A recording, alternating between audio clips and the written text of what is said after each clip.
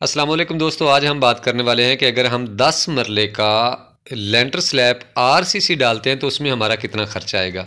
भाई ये हमारा जो प्लाट है इसकी पैमाइश थी 40 ज़रब 68, यानी कि पंजाबी में अगर हम कहें तो 40 ज़रब 68 इसकी पैमाइश थी।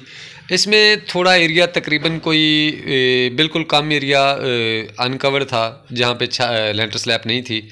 एक साइड पे तो खैर जो गैलरी थी उसकी तो पूरी की पूरी छत डली हुई, बैक पे एक गैलरी थी और फ्रंट पे थोड़ा सा 3-4 फीट जगह 3.5 फीट बचती थी। ये 2 जगह बचती थी, बाकी हमारी जो ये स्लैब थी ये बाकी सारी जगह पे क्लियर थी। तो यहाँ पे आज हम बात करने वाले हैं कि अगर हम आरसीसी लेंटर स्लैब डालते हैं तो हमें सरिया कितना चाहिए होगा।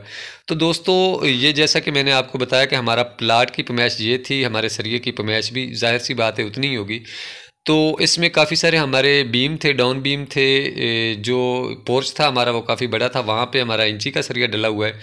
उसके अलावा लॉन्च के अंदर भी एक डाउन बीम था हमारा, एक बेडरूम के साथ था और उसके बाद 2 वाशरूमों के साथ थे। यानी कि हमारे बीम काफ़ी थे। हमारे जितने भी बीम थे सबसे ज़्यादा इंची का सरिया जो हमने डाला है वो कार पोर्च में डाला हुआ है। कार पोर्च में हमारे 3 और एक छोटा बीम, 4 बीम थे कार पोर्च में। बाकी के सीढ़ी का बीम हो गया, उसके बाद लॉन्च में 2 बीम थे हमारे डाउन, एक लॉबी में था और जैसा कि मैंने आपको बताया कि 4 बीम हमारे पीछे वाशरूमों के साथ थे। तो कुल मिला के जितने हमारे बीम थे वहाँ पे हमने इंची और 6 सूत्र का इस्तेमाल किया है। उसके बाद जो स्लैब है उसमें हमने 3 सूत्र का इस्तेमाल किया है। उसके बाद जो शेड है हमारे वहाँ पे डबल जाल हमने डाला हुआ है, वहाँ पे हमने 3 और 4 का इस्तेमाल किया हुआ है।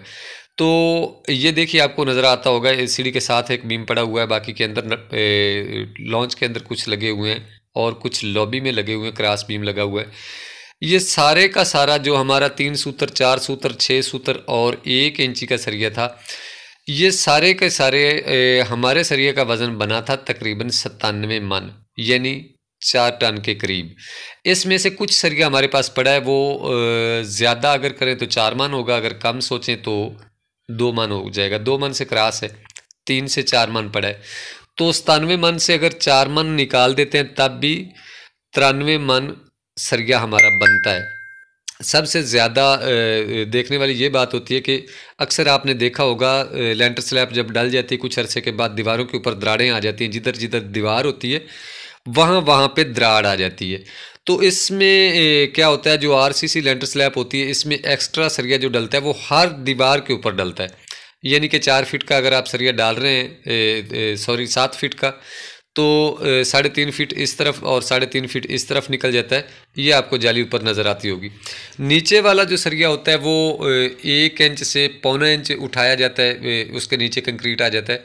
उसके बाद ये जो ऊपर वाली जाली होती है ये हमारी उठाई जाती है तकरीबन 3 इंच। यानी कि कंक्रीट जो हमारा होता है वो जाली के जो डबल जाली होती है, वो ऊपर वाला जाल होता है अपना दीवारों के ऊपर जो हमने रखा होता है, ये शेड का होता है, उसके ऊपर हमारा ज़्यादा से ज़्यादा 1 इंच माल होता है। बाकी माल सारा अंदर कवर हो जाता है। नीचे स्लैब आ गई हमारी, सरिये के नीचे आ गया तकरीबन 1.25 इंच माल नीचे आ गया। उसके बाद मैच जाली 1 इंच बन गया। उसके बाद 3 इंच उसमें गट्टी लग गई। उसके बाद ऊपर उसके सरिया आ गया और 1 इंच माल तकरीबन ऊपर आ गया। तो ये काफ़ी सारा मजबूत हो जाता है इस तरह स्लैब बनाने से। ये आपको जाल नज़र आ रहा होगा, ये शेड का जाल है। तो इस साइड पे हमारा शेड 5 फीट था, बाकी का हमारा फ्रंट पे 4 फीट है। जिधर जिधर हमारा शेड है या जिधर जिधर हमारी दीवारें हैं वहाँ पे हमारा डबल जाल बंधा हुआ है। और ये जो मैं आपको बात कर रहा था कि वाशरूमों के ऊपर हमारे बीम डले हुए हैं बैक साइड की दीवारों पे। बाकी आम रूटीन की जो जाली होती है उसके 4 इंच के ऊपर हमारा सरिया बांधा हुआ है हमने। तो ये यहाँ पे आपको लैप नज़र आता होगा, यहाँ पे दीवार है, जिधर एक सरिया दीवार के ऊपर जाता है, एक 18 इंच पीछे रुक जाता है। तो उम्मीद है आज की ये वीडियो आपको अच्छी लगी होगी। अच्छी लगी हो तो शेयर ज़रूर करना। मिलते हैं नेक्स्ट वीडियो में, तब तक के लिए अल्लाह हाफ़िज़ नासर।